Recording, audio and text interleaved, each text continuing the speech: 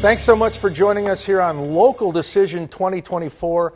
I'm Eric Nelson, and in studio here at North Metro TV with me right now is Tim Sanders, Mayor of Blaine, running again for that position. And Tim, thanks for stopping by. And let's start out by giving you the floor and letting you tell the viewers about yourself and why you're running again. Sure, thank you. First of all, thanks for the opportunity to have this chance to talk with the voters and the residents. I really appreciate the service you guys provide. I'm Tim Sanders, running for re-election for mayor of the city of Blaine. It's a huge honor to be the mayor of such a great city. I firmly believe we have just an absolutely wonderful community here, not just a great city, but a really great community because of the people that live here, the businesses that are established here, and how everyone comes together. And so it's a huge honor to help Blaine really reach its full potential. And that's really why I'm running. I think Blaine has a tremendous future in front of it. I think that we have a lot to be proud of, and we have a lot of potential that we can realize. And I think we've had a lot of successes in the first 3.5 years of my first term, and really want to see those things through and really help Blaine continue to realize its full potential as really one of the premier metro cities in the state of Minnesota. I firmly believe that. I think we are now. But I truly believe that once we reach our full potential, we'll be a premier metro city that people look on to and want to live here, want to come here to visit, and want to stay. In previous interviews I've done with you and news conferences I've been a part of, I sense your passion for Blaine is real, that you're invested in this city, aren't you? I appreciate that. You know, I really am. When I moved to the state of Minnesota to go to the University of Minnesota, I actually moved to Blaine. So I've always lived in Blaine. My family has always lived here in Blaine. My kids have grown up, born, raised in the city of Blaine. And I truly believe it's a wonderful community to have been here, over 20 years and see how the community rallies together and gets through its challenges and celebrates its successes. But the people truly are amazing. I think you walk around and most people absolutely love their neighborhoods. They love their neighbors. They love their schools. They love the different businesses and just all the different open spaces and the opportunities here and the sports and recreation that we have to offer. And, it's a special place. So you've spent time in St. Paul at the House, now 4 years as mayor of Blaine. What have you learned in the 4 years running the city? Well, I think, the big thing is truly how large the city is, not just from a geographic or population standpoint, but the operation of the city. We're a top 10 city when it comes to population. We're a large city geographically, but really we are transforming, I think, as a city, really kind of going from a smaller, medium-sized mentality to really stepping into who we are as a city, which is a top 10 city. We're one of the, I think, hovering around the 9th largest city in the state, and that brings about a lot of transition. We're going to fully develop as a city just because of our proximity to Minneapolis-St. Paul, because of the major infrastructure, the thoroughfares that run through our city, and then we're a highly desirable place to live. And so it really is about helping the city transform into that mentality of operating and acting like a large city while still protecting that community feel, and at the same time putting all of those processes, procedures, systems in place to help us realize the outcomes that we want as a city. And I know you're going to be doing cartwheels down Minnesota Highway 65 when that thing is finally completed, because 65 has been the blemish on this city. I know you've touched on it. You guys haven't run from that. So when 65 is, improved, what's that going to do for Blaine and also the cities north and south of it? Well, that will be truly transformational for our entire city and for our region, for the North Metro, for Anoka County. When I ran for mayor in 2020, I said that was my number one priority. And when the voters elected me, I walked into City Hall and said, this is our number one priority as a city now. We have got to make sure that Highway 65 safety improvements are fully funded. And so we, worked together as a team with city staff, and I was, very honored to help lead that strategy and really lead that coalition. We had to have the state agencies, our federal government, really all on board. It took our state delegation, our federal delegation, to really be on board with that. So to be able to sell them the vision of why that was so important and so necessary. And really, we're 20 years behind on making sure Highway 65 was up to speed. But you ask about what does that do for our community in general. Number one, brings about safety improvements, and that's so critical. The improvements that are coming will really eliminate any T-bone or side collisions anymore. I truly believe we're going to be saving people's lives. But really, we're also going to be able to bring the city back together. Right now, Highway 65 operates really as a barrier. It separates east from west. And with the new designs, I think it's going to bring it back together. It's going to make it much easier to cross Highway 65, whether you're in a vehicle, whether you're biking, you're walking.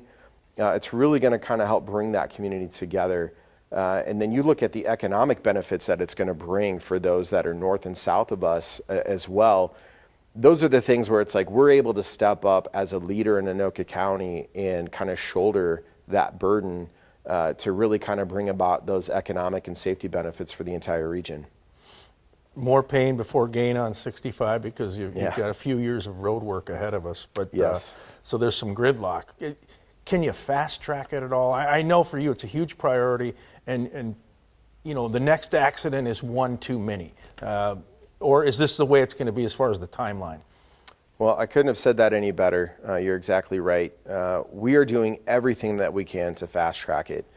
We're working with MnDOT. We're working with the other agencies that are helping us through this to get it done as fast as possible. To stage it correctly so that as many bridges are being, meeting grade separated bridges are being installed at once. It will be painful, but really trying to have that approach of rip the Band-Aid, get it done as fast and correctly the first time as possible. We've got to put a frontage road in on the west side of 65 to help, again, alleviate traffic. You've seen it at a couple different intersections, north and south, where we put roundabouts on those frontage roads to really kind of help speed up traffic flow through those areas so that as we're going through the heartburn and the headache of improving Highway 65, that we'll have a place to help displace traffic so that it's hopefully still somewhat maneuverable, but it's also getting roads like Radisson Road and Lexington up to speed as well, and using those as roads that can be used while 65s are under construction. Again, doing everything we can to work with MnDOT to help make sure that that's sped up and initiated as quickly as possible. But it's also critical that we get it right. This is a road repair and a road upgrade that's truly generational, and so it is frustrating to have to go through it. But it's no more frustrating, I don't think, than what we've been dealing with for the past 20 years. But then you look on the other side of that, in just a few years, Blaine will be truly transformed. No more stop signs or stoplights, I should say, really, once you get past, Village Bank and Old Piper stoplight there, all the way to Bunker. East, west, north, south. No more stoplights. The way that it's engineered is truly fantastic to get people through the city quickly, but more importantly, more safely and more efficiently into the city to get to where they live or to enjoy the amenities or the businesses. In so many ways, Blaine's identity or signature is sports. Yeah. Is Blaine now what Bloomington used to be when the North Stars and the Vikings and Twins were there? I mean, because you have PGA, you have the Target USA Cup, Minnesota United is practicing here on a daily basis, and then you have all the tournaments that go on. Is this a sports hub? Absolutely. I see Blaine as really kind of the amateur capital of the world, the amateur sports capital of the world. We are a sports recreation community. And there's a differentiator there. I think a lot of people see all of the sports, but we have a ton of open spaces and a ton of trails, and this community really leans into the recreation aspects as well. But there's no doubt about it, when those decisions were made decades ago, that the National Sports Center would be here and that we would have, really 2 PGA golf courses here, that this community was making a choice to lean into sports. And really all that I have done and this council has really done is really own it and take ownership of that and say, okay, we can't fight our identity. That's who we are. So how do we lean into it? How do we make sure that it's as successful as possible? what a lot of residents, maybe they're aware, maybe they're not aware, the National Sports Center is 600 acres in the middle of our city. So our economy really is built off of it, and if we choose to fight it, all it really does is harm the community. So we need to lean into it strategically. We need to improve those partnerships, and I think we've done a really good job of doing that. But there's no doubt about it, and we have a lot to celebrate. Like you said, I think Blaine is the home of the Minnesota United. The women's national hockey team has a sheet of ice at the National Sports Center. A PGA golf tournament. There's only 47 other communities that get to have that in the entire country. It's a huge honor. So it's truly a place that I think is special. And you can travel around the country, and I bet you can run into somebody that's been to Blaine, Minnesota because of the National Sports Center. And so now it's building up all of those other amenities too that lead into it that really help not just give them an amazing time while they're competing, but also a tremendous opportunity to really truly see the greatness of Blaine. And when you talk about the National Sports Center, I know it's state funded, so the city really doesn't have its fingerprints on it in terms of the finances, but they need to continue to upgrade because there's other areas that would like to have a National Sports Center, like to have a Target USA Cup. So how do you go to bat for them and make sure that this is the place where amateur sports can thrive? Yeah, that's a tremendous question, Eric, because you're exactly right. And we're seeing it in places, even in our region now, that are starting to develop these sports athletic complexes, and now they are state-of-the-art. At one point in time, the National Sports Center was the most state-of-the-art facility in the world. And many other places, like ESPN Zone in Orlando, was really modeled after the National Sports Center in Blaine, Minnesota. But it is a state agency. It does belong to the state of Minnesota. It's controlled by the Minnesota Amateur Sports Commission and overseen by the state. So those relationships and those partnerships are very important, and it is critical for the success of our city. Again, when you have 600 acres in the middle of your community that belong to a different entity, it's very important economically. It's very important from a partnership standpoint to have a good relationship and to make sure that they're successful. So we help support them at the state when it comes to funding opportunities. We help support them through the city as well when we can. We've partnered with them to help them get more turf fields, which makes them more viable for getting some of those larger tournaments and to make them more economically sustainable and helps modernize their facility. They're going through right now a renovation of the ice arena as well, all 8 sheets in the front of the building. So it's the city looking at how can we help partner too, because again, although there may be different entities and different financial jurisprudence involved, our success really is linked to their success and them staying viable. So it's critically important for us to make sure that we're stepping up to the plate, have very good partnerships, and are doing what we can to make sure that they're successfully long term. Budget for 2025 could be a 15 to 17% levy increase. Last year, double-digit increase. I know this is it's a painful topic, but it's reality, isn't it? It is. It is reality. Again, it's something that none of us like to see. None of us want to have to move in that direction where the levy is increasing.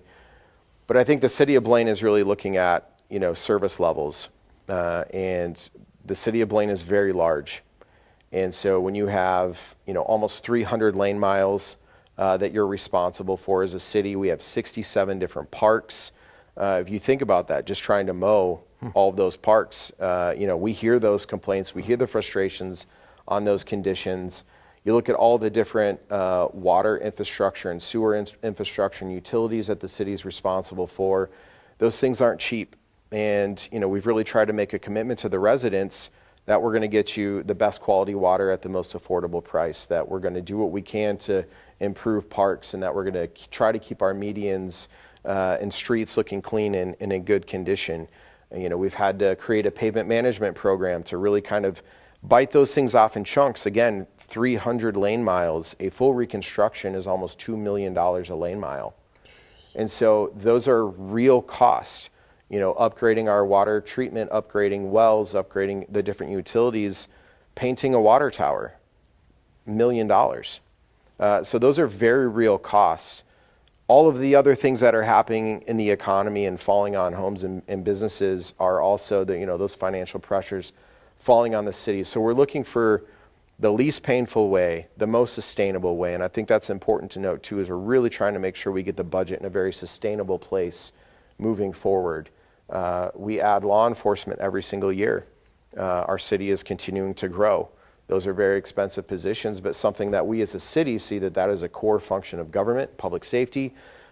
We have SBM Fire as well. Again, if you look at our city budget right now, despite all of those things, public works, police, and fire is over 70% of our budget.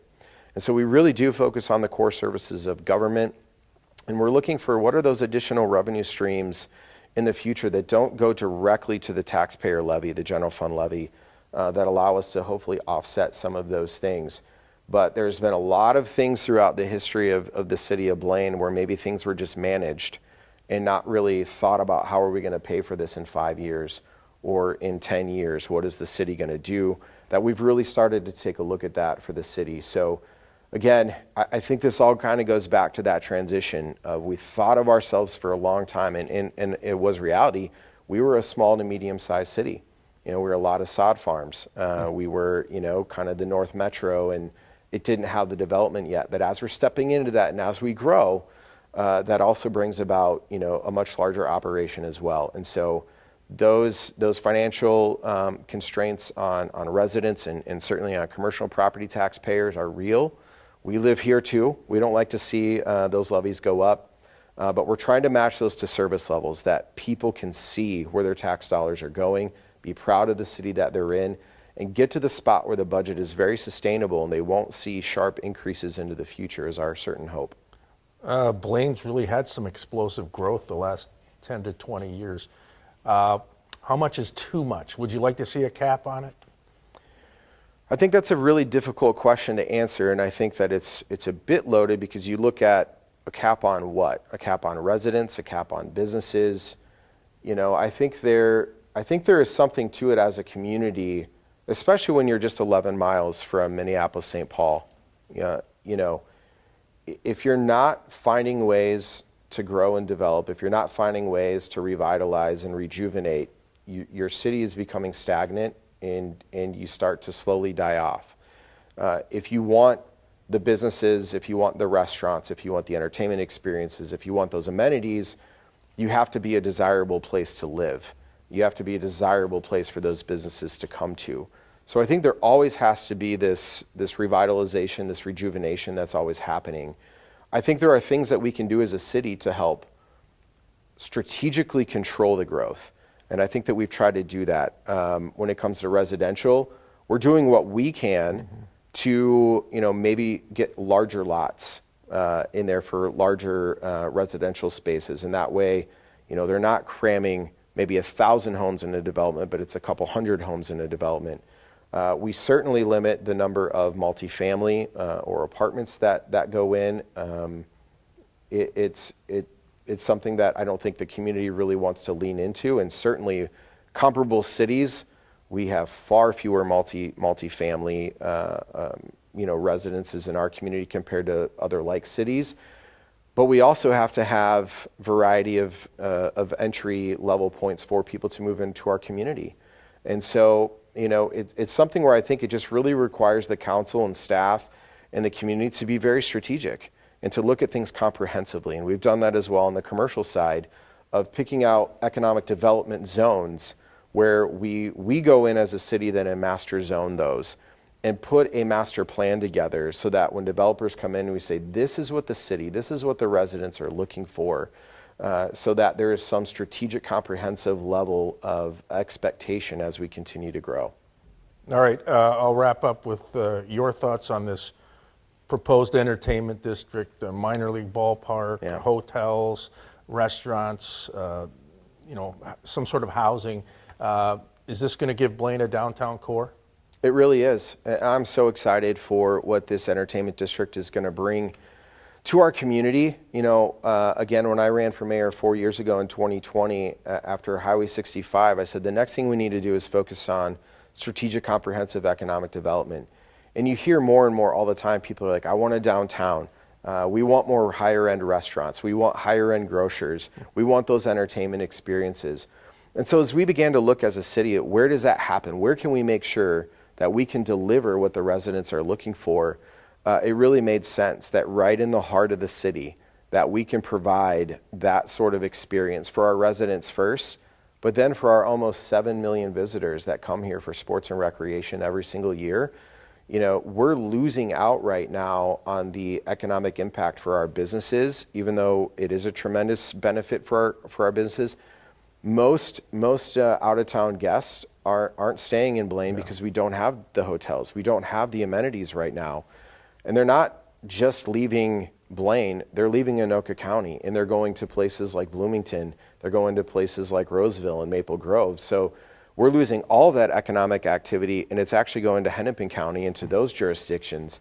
And so, you know, I think it's time for us to kind of right-size that ship. And if you look at the North Metro and you look at Anoka County, if the city of Blaine doesn't take on that responsibility of saying we're going to create a destination, an economic powerhouse for the North Metro, you know, I don't know that there's another community that can handle something that large. But Anoka County is worth it, and the city of Blaine is worth that investment. And I think that we'll truly become a destination, and not just one that creates busyness, but truly creates something special. And again, helps us step into realizing that full potential and you know, becoming that premier metro city in the state. Tim, thanks for joining us. Eric, thanks so much for the opportunity. Really appreciate it. All right, very good. He's Tim Sanders, running again for mayor of Blaine. This is Local Decision 2024.